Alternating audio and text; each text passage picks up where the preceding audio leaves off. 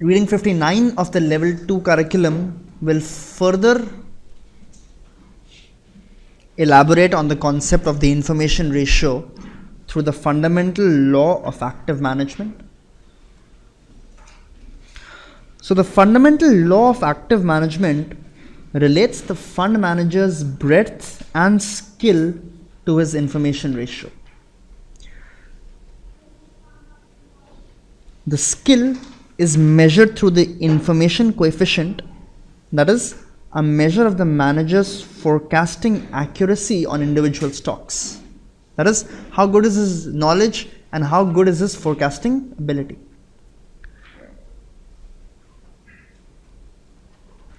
The breadth is the number of independent forecasts that the manager makes per year, or the number of independent forecasts of exceptional returns, that is outperformance or underperformance, that the manager makes per year.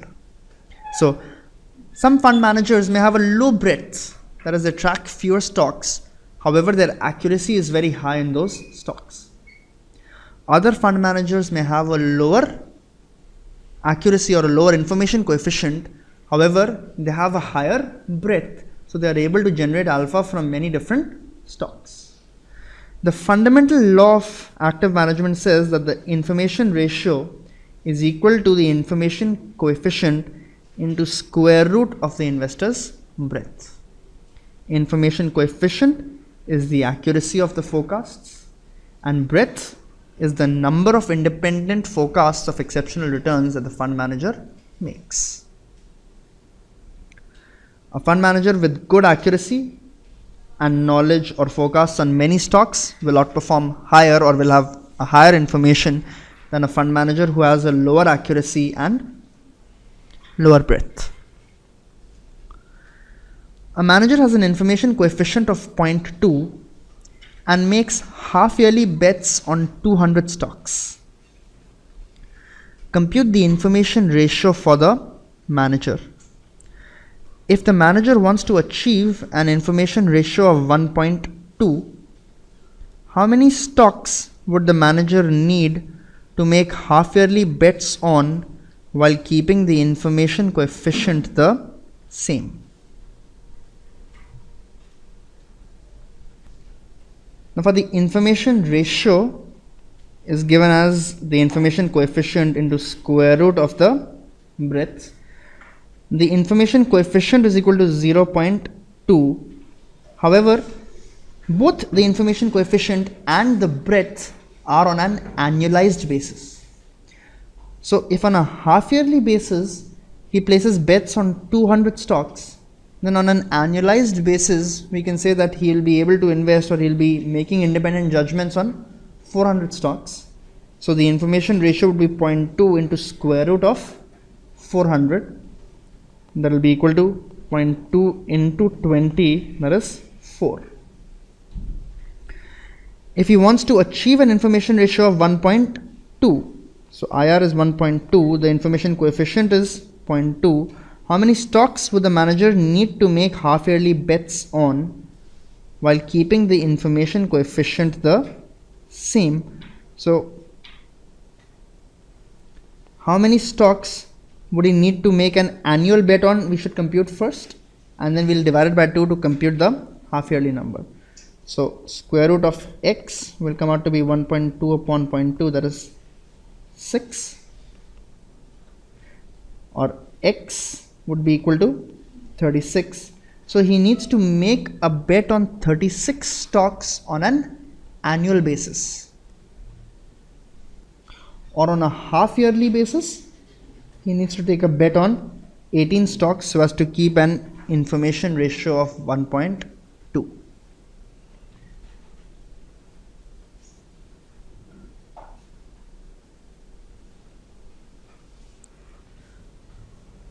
Please note that assuming there is no correlation amongst the various fund managers or amongst the various portfolios in the firm, the information ratio of the firm can be calculated as the square root of the square of the information ratio of the individual fund managers. So the fixed income fund manager, the equity fund manager, the commodities, the options, so on and so forth.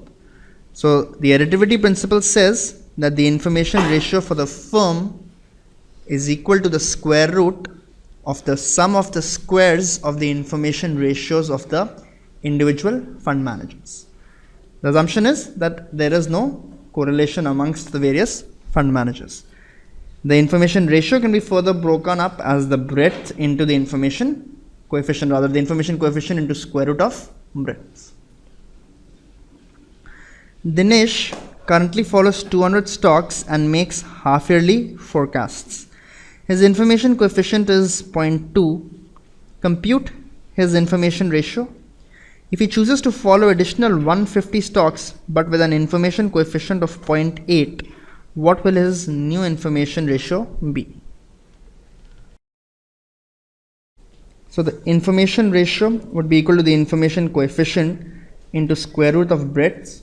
On a half yearly basis, the breadth is 200. So on an annualized basis, this will be 200 into 2. So the information ratio again comes out to be 4. If he chooses to follow additional 150 but with an information coefficient of 0.8, what will be the new information ratio? So the new information ratio will be the old information ratio squared plus the new information ratio squared summed and square rooted. So it will be 0.8 square into, he's making 150 on an semi-annual basis, so it will be 300 on an annualized basis. So this is IR 1 square plus information ratio 2 square summed. The additivity principle will give us the information ratio as equal to 14.49. So please note, just like you applied the additivity principle on different fund managers or different firms, you can apply it on the same fund manager, but also as long as you can conclude that the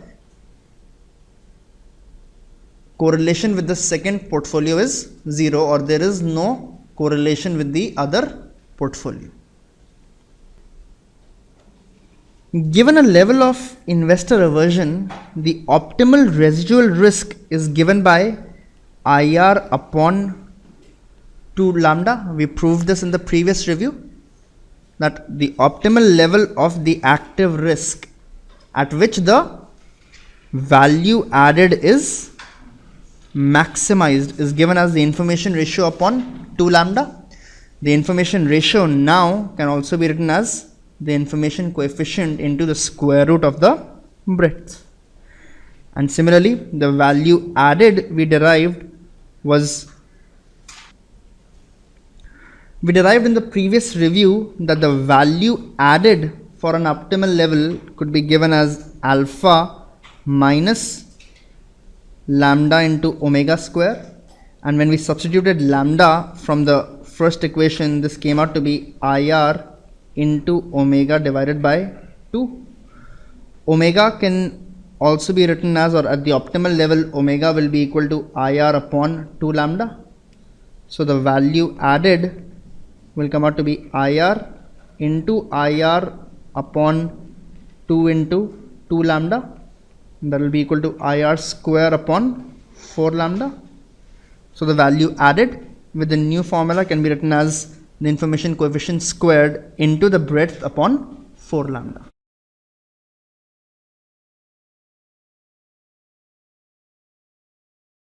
Just like fund managers can outperform because of accuracy of forecasts or because of their breadth, fund managers can outperform because of market timing. So market timing is a bet on the direction of the market. The information coefficient for a market timer is given as 2 into the number of calls that went right upon the total number of bets that he made minus 1.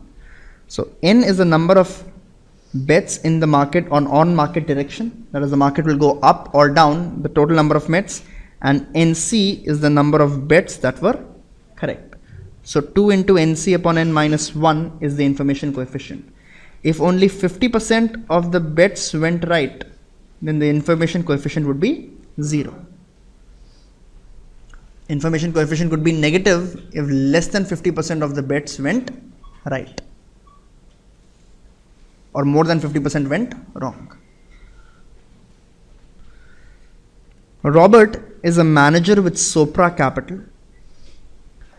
He makes bets every quarter about the direction of the market. His forecasts are right 60% of the time. John is an equity analyst focusing on Asian stocks. John, a security selector, Robert was a market timer, selects undervalued securities and typically makes 100 bets per year. John has an information coefficient of 0.05. Compute the information ratios for Robert and John. So let's first calculate the information ratio for Robert. The information coefficient will be given as 2 into the number of calls that went right upon the number of total calls minus 1. So this will be 2 into 0.6 minus 1, that will be 0.2.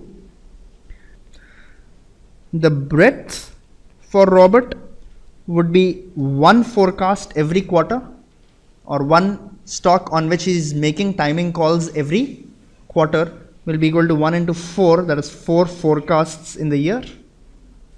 So the information ratio would be equal to the information coefficient into square root of the breadth, that is equal to 0.4. For John, the calculation will be the regular calculation that we have done hitherto. So the information ratio will be the information coefficient multiplied by square root of 100, that is equal to 0.5. So John seems to be having a slightly higher information ratio at the moment than Robert.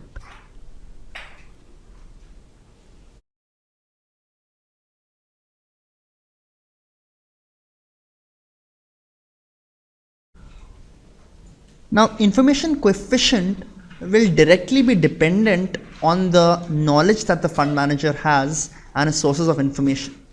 The more the information, the more the knowledge, the more the accuracy, and the higher would be the information coefficient. So when a manager obtains an additional source of information that is correlated with the manager's original information, then the information coefficient using the combined sources will not simply be the IC1 square plus IC2 square. If the two sources of information were completely independent and the new information that I received had no correlation with what I knew earlier, or it was an independently new information that increased my accuracy, that increased my, or that helped my forecast, then the new information coefficient would be the information coefficient earlier into square root of 2 because of the additional information. However, if there was some correlation, or if it was 100% the same as something else that I already knew, that is, it had no additional impact or no new impact, then there would be no increase in the information coefficient. So the information coefficient from a new source of information will be given as the original into square root of 2 upon 1 plus r, where r is the correlation of the new information with my existing information. If this is 0, this will be a number between 0 and 1. If this is 0, this will be IC into square root of 2. If it is 1, then our new information coefficient remains the same as before.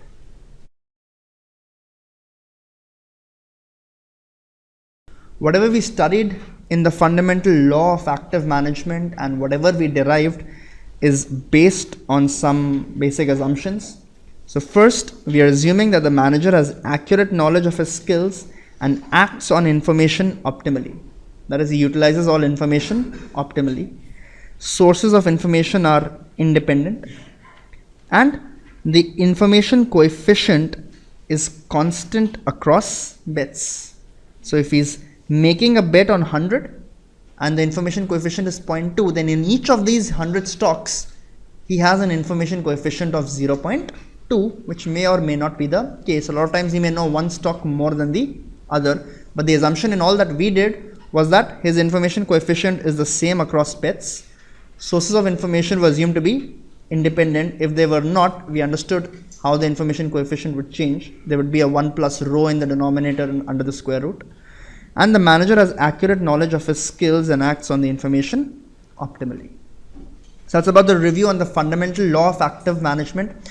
The 2 reviews have been newly added in the curriculum, the one on the residual risk and return as well as the fundamental law of active management. So please pay extra attention, likely to be tested. So just make sure that you understand the concepts and the basic questions.